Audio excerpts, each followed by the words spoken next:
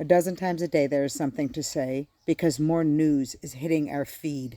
The shock is insane, and this current attack is tearing us apart between our pride and the sacrifice we know that that might require us to make, because we need to be proud of the incredible work of the Israeli Air Force and of the leaders and those who are the decision makers that get criticized and demonized every day, and yet somehow managed to create the most incredible and miraculous attack.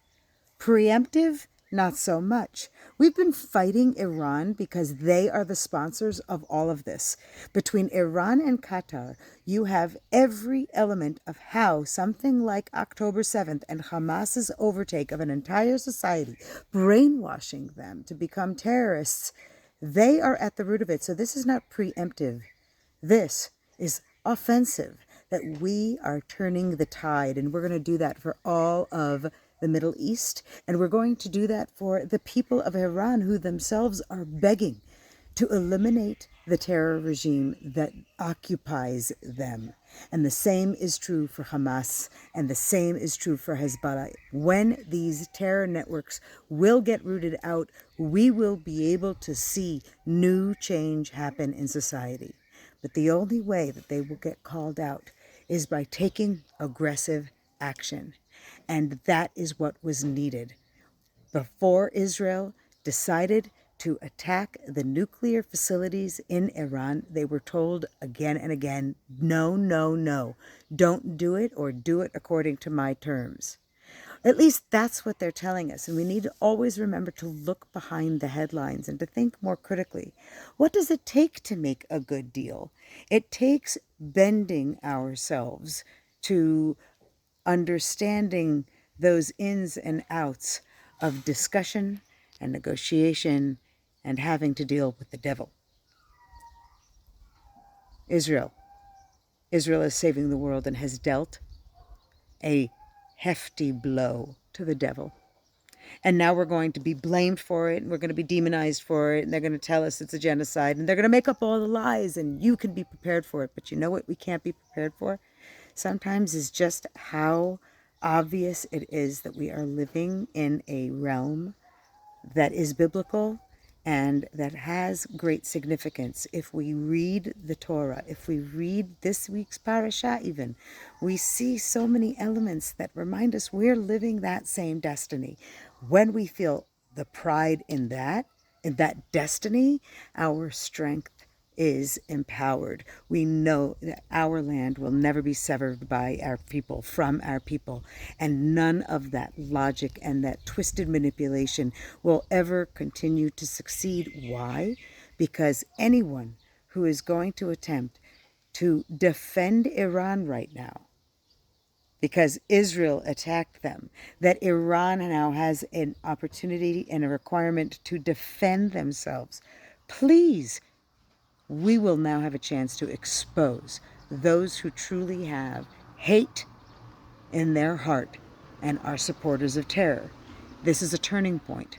There were turning points throughout generational history that when can we call out those who are the infiltrators, who can help the evil spread more easily because they are already integrated into society. Maybe if we're able to uncover those behaviors, and there are amazing organizations that are doing that, the Jew Hatred Database and Canary Mission and Memory and the information that they're providing, these give us the resources to understand that this is nothing new. We are fighting an ancient battle. And when we inherit it, when we make it our own, then we know that whatever may come will come. But above all, we need to recognize and be proud of the miracles. What happened up there in the skies is a miracle. Having a Jewish Defense Force as an Air Force that could accomplish that feat that we thought we could only see in Top Gun Maverick. Well, that's a miracle. It requires manpower, and it requires that godliness that we are each given, and that we as Jews are asked to continuously demonstrate. So people will accuse us of being heartless towards the Gazans because there are children dying. We need to remind them that the difference is that those are children dying in war, and it is sad.